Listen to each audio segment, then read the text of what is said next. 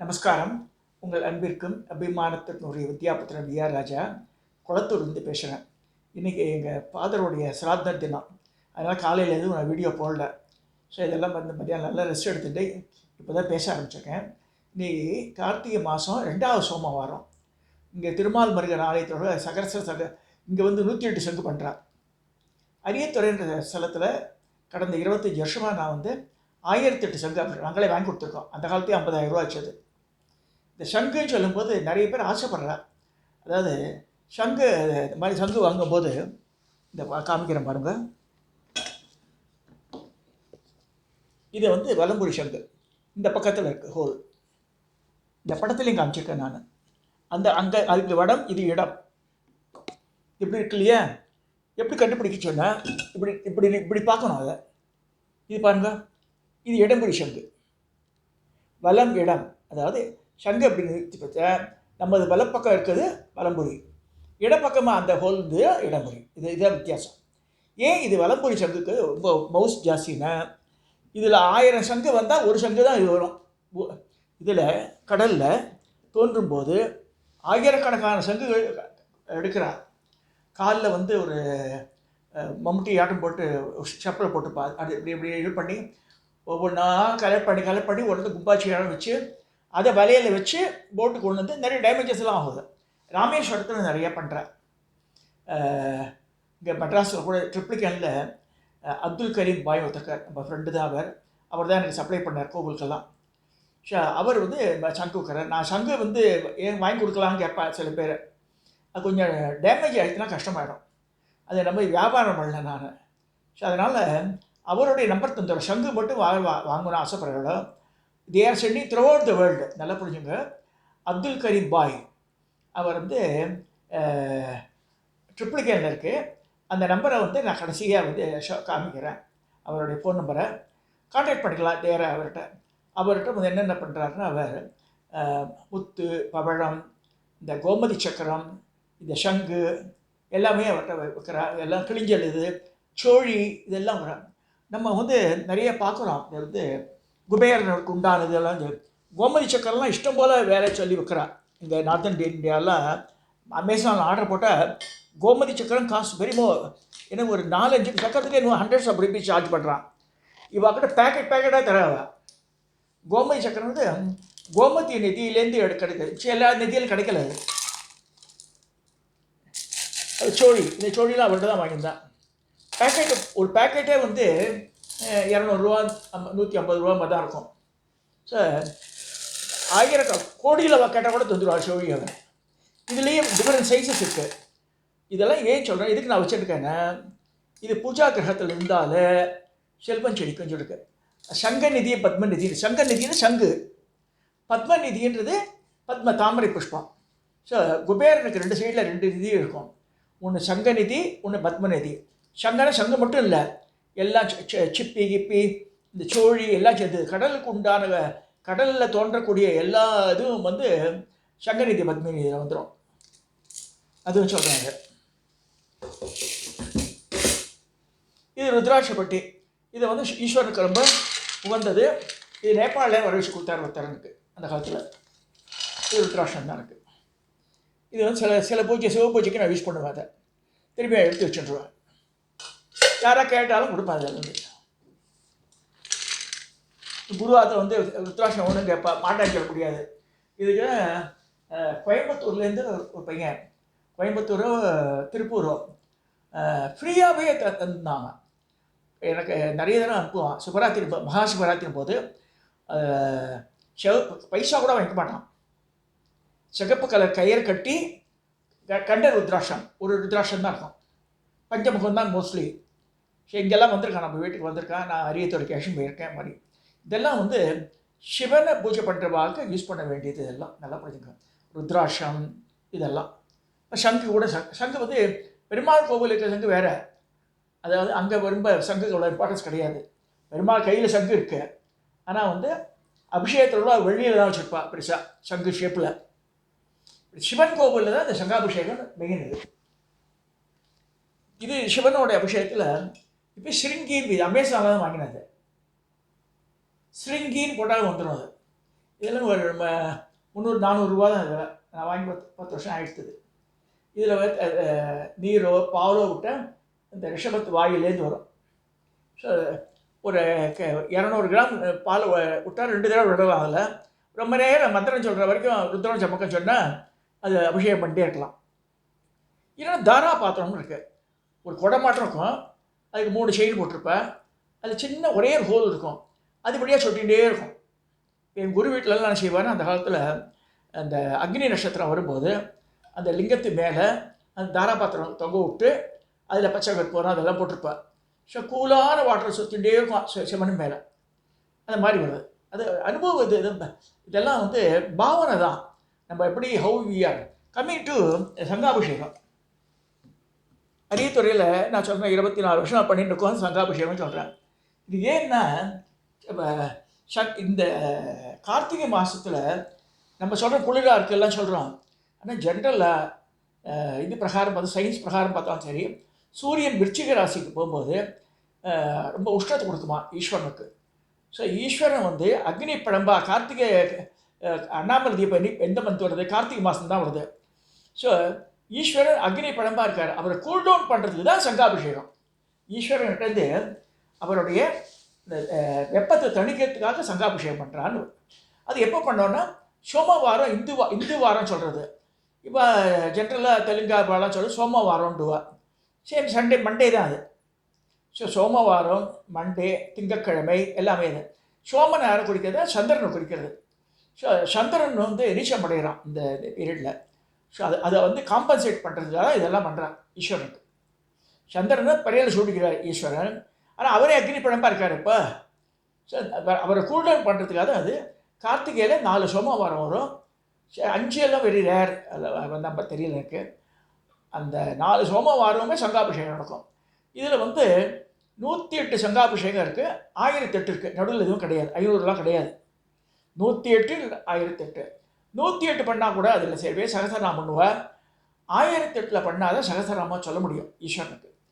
ஈஸ்வரனோட சகசரநாமம் சொல்லும்போது 10 விதமான சகசரநாமம் அன்றைக்கே நான் படித்தேன் என்னென்ன சகசரநாமங்கள் இருக்குண்டு.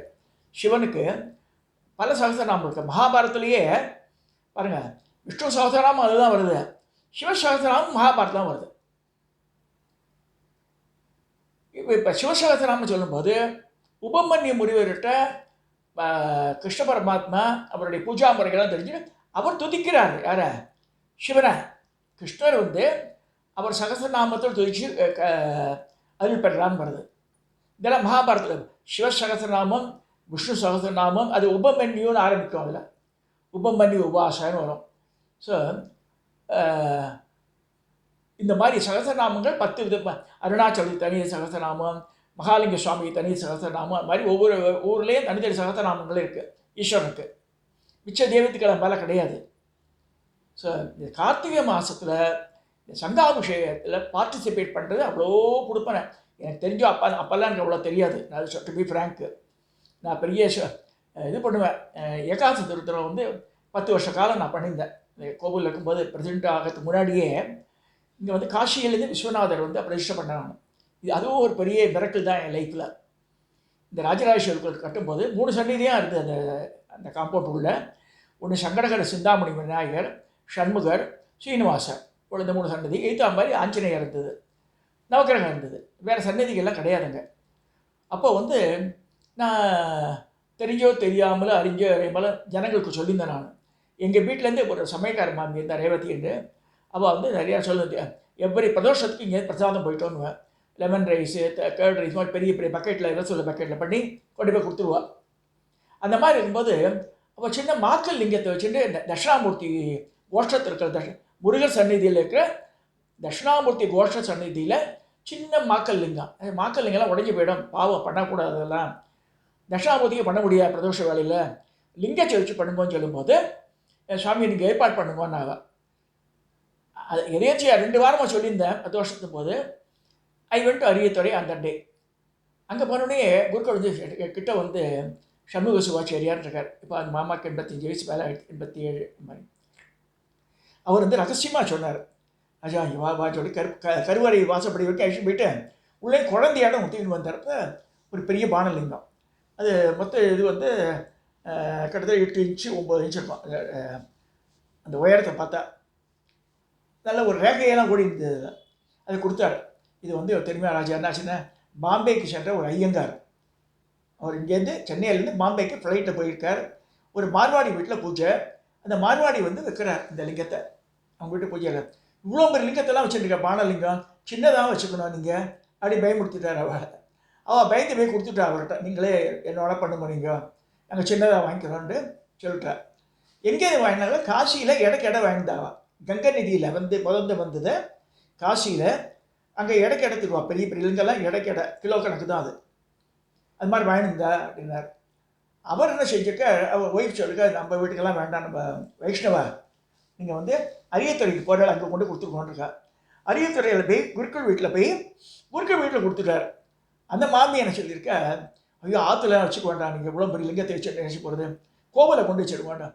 ஸோ வரமூர்த்தி ஈஸ்வரோட பேக் சைடில் இருந்து ஒரு சின்ன கோடையில் வச்சுருந்தார். என்கிட்ட கொடுத்தாரா, சரி I paid some amount him. எடுத்துகிட்டு வந்துட்டார். வந்தோடனே நான் வந்து தலைவரெலாம் கிடையாது, நான் வந்து ஒரு டிவோட்டி தான் அந்த கோவிலில். அப்போ வந்து அங்கே 6ஆம் முதன்னு ஒரு குருக்குள் இருந்தார். அவர்கிட்ட கொடுத்தேன். சமாமா சந்தோஷம். நான் வீட்டுக்கு கொண்டு வந்தேன். சுவாமி உடனடியே பேசுகிறாருன்ட்ட, வீட்டில் வச்சுக்காத என்ன நீ கோவிலில் கொண்டு போய்கின்றார். ஒரு என்கிட்ட பேலா ஒன்று இருந்தது, வெங்கல பேலா. இந்த பேலாவில் வச்சா கரெக்டாக உட்காந்தது. எடுத்துன்னு போனேன் கோவிலில். அழகாக வாங்கிட்டு வச்சுட்டாங்க. ஒரு முக்காலியும் கொடுத்து அதை வைக்கிறதுக்கு.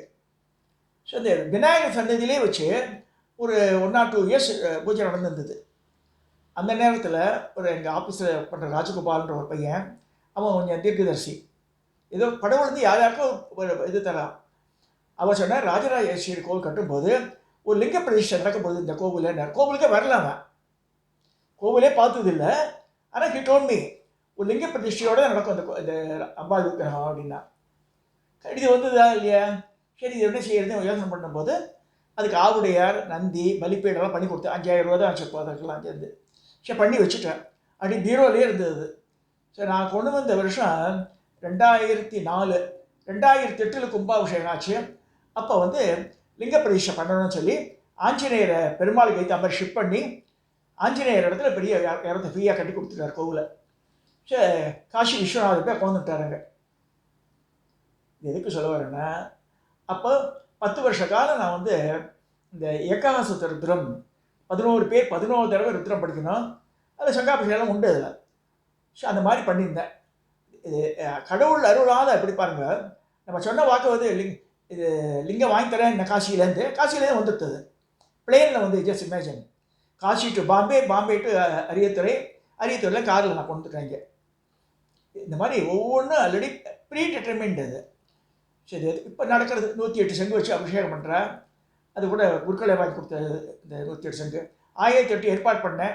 இல்லை 1008 பண்ண முடியாதுன்னா அது வந்து கலைஞர் ஃபேமிலியால் போஷிக்கப்படுகிற கோவில் சிந்தாமணீஸ்வரன் இருக்குது.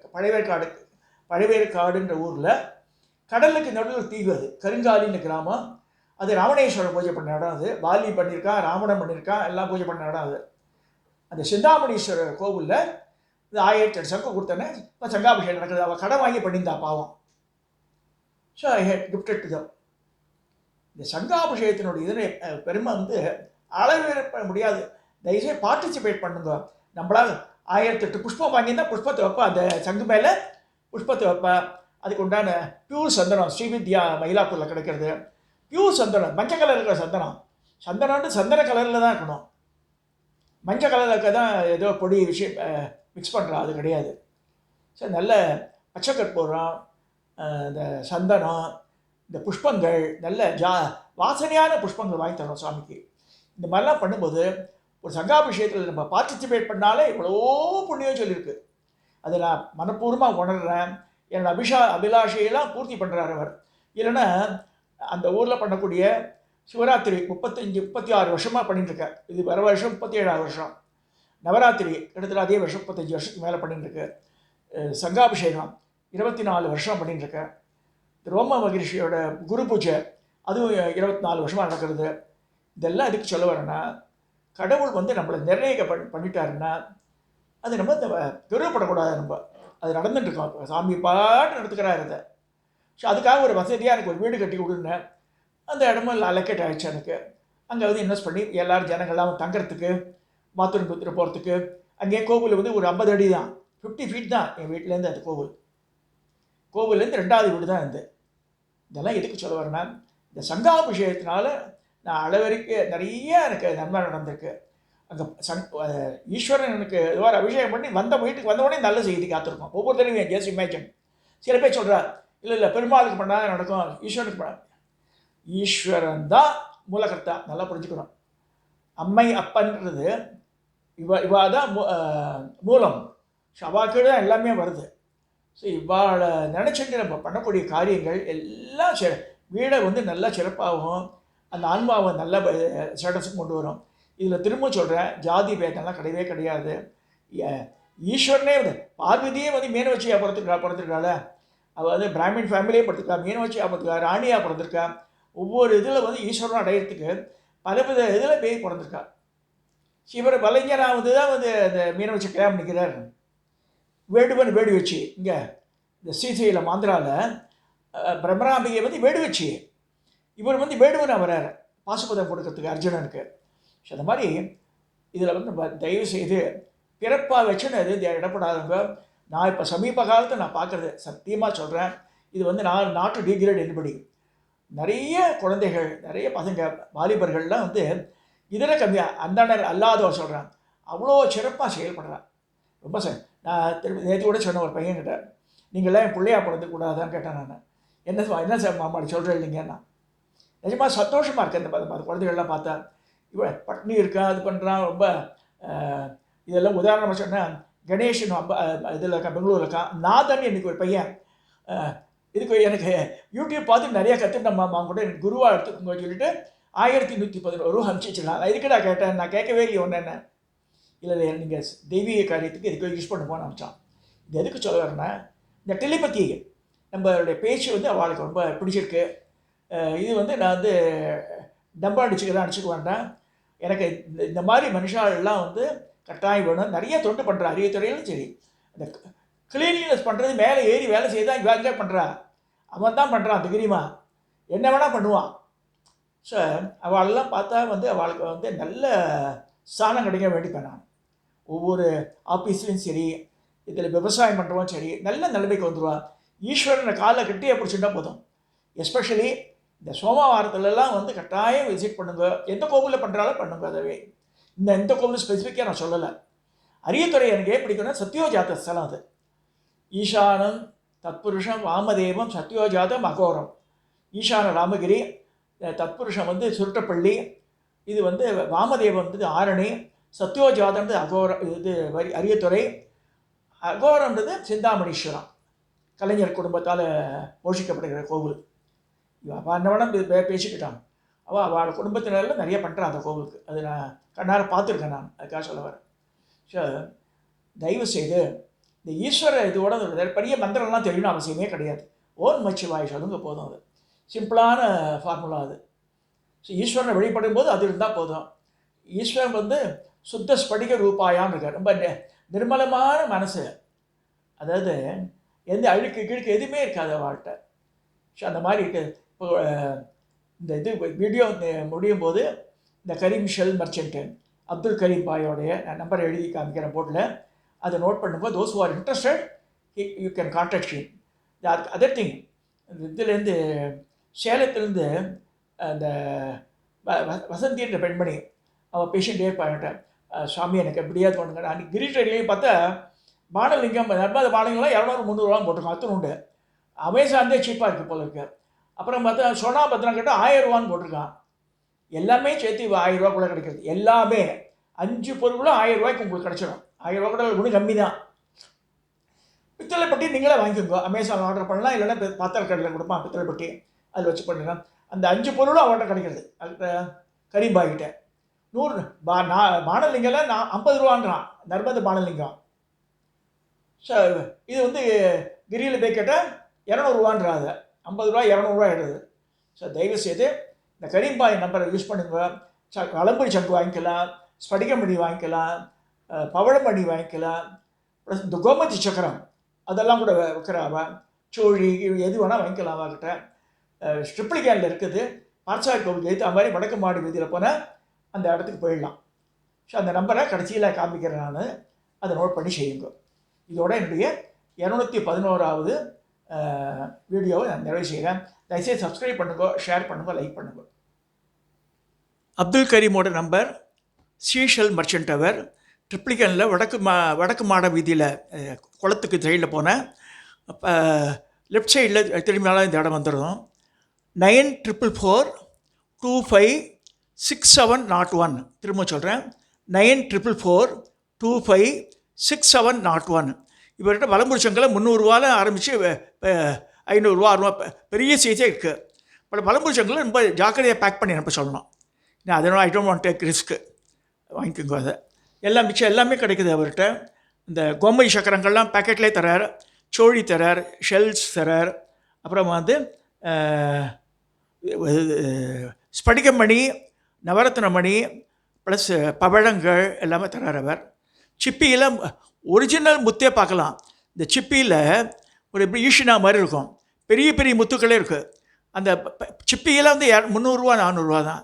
கடையில் போனால் இத்தினோட முத்துன்னு சொல்லுவாள், 2000 ஜிஆர்டிக்கு போனால் ஒரு முத்து 2000 அது வந்து பெரிய பெரிய முத்துக்களை வந்து சிப்பியோடையே தந்துடுறா. 3-4 முத்து இருக்கும், அதில் பார்க்கலாம், உடச்சே தர. சரி, இதெல்லாம் இதுக்கு சொல்கிறேன், நேராக போய் பார்க்கலாம். அதை நவராத்திரி டைமில் கூட நேராக போய் விசிட் பண்ணலாம். யூ கேன் பை நிறைய ஹேங்கிங்கு, இந்த வாசப்படியில் கட்டுறதெல்லாம் கூட வச்சுருக்கா, ஷெல்லையே எல்லாமே. Is exporting to all the countries இந்த வேர்ல்டு, நல்லா புரிஞ்சுக்கணும். நல்ல ரொம்ப தன்மையான மனிதர், நீங்கள் பேரமும் பேசலாம். அதில் நான் ஒர்த் பையிங். என் பெண்களுக்கெல்லாம் இவாட்ட தான் வாங்கி கொடுத்துருக்கேன், சோழி கிழி எல்லாம் இவாளுக்கு தான் வாங்கி கொடுத்துருக்கேன். நான் சிஷியாளுக்கெல்லாம் இவ மூலமாக தான் வந்து வலம்புரி சங்கெல்லாம் வாங்கி கொடுத்தேன். வலம்புரி சங்கம் ஒன்று செய்யுங்க, 500 600 கொடுத்து வேஸ்ட் பண்ணும்போது வெள்ளி பூன்னு போட்டால் நல்லது. பூன் போடாமல் இருந்தால் டப்புன்னு கீழ்பட உடைஞ்சிடும். அது கொஞ்சம் ஜாக்கிரதையாகணும். சங்கில் அது ஒரு இது ரொம்ப பெருசு வாங்கிட்டால் lot of chances are to break. Daily use பண்ண முடியாது. அதை கோவிலில் வச்சுக்கலாம், அது வேறு. நம்ம கிரகத்தை யூஸ் பண்ணுறதுலாம் ஒரு அளவுக்கு சின்னதாக இருந்தால் போதும். அதை வெள்ளி பூன் போட்டுக்கணும், அது ஞாபகம் வச்சுக்கோங்க. அது நம்ம போட்டுக்கணும். வாழ்ந்து தின் மெட்டீரியல் இல்லாமல் திக் மெட்டீரியல், வால் திக்னஸ் திக்காக இருக்கணும் வலம்புரி சங்கில். அது அவர் வந்து கால்கியும் பை வீடியோ காலில் கூப்பிடலாம், பேசுவார் அவர். மார்னிங் 9 o'clock மேலே திறக்கிறா, சாயந்தரம் 7 மணிக்கு முடிவாவா. அவரே எடுப்பார் ஃபோனை, அப்துல் கரீமே எடுப்பார். ரொம்ப தன்மையான மனுஷர். கட்டாயம் வந்து ஐ ரெக்கமெண்ட் கமக்காஸ் இதுக்கெல்லாம் போய் அந்தமான்லாம் பார்த்தா இங்கே இந்த அந்தமானுக்கு போகிறது, அந்தமானே நான் வாங்கினேன். அதை இது நம்ம அந்த நேரத்தில் எனக்கு ஐடியா இல்லை. அவர் விசிட் பண்ண பிறகு ஏதோ ஒரு 10 வருஷத்துக்கு முன்னாடி விசிட் பண்ண அவரோட இடத்த. அதுக்கப்புறம் 2 தடவை போயிருக்கேன் அவர்கிட்ட. இதை சொல்லி நான் அந்த வீடியோவை நிறைவு செய்கிறேன்.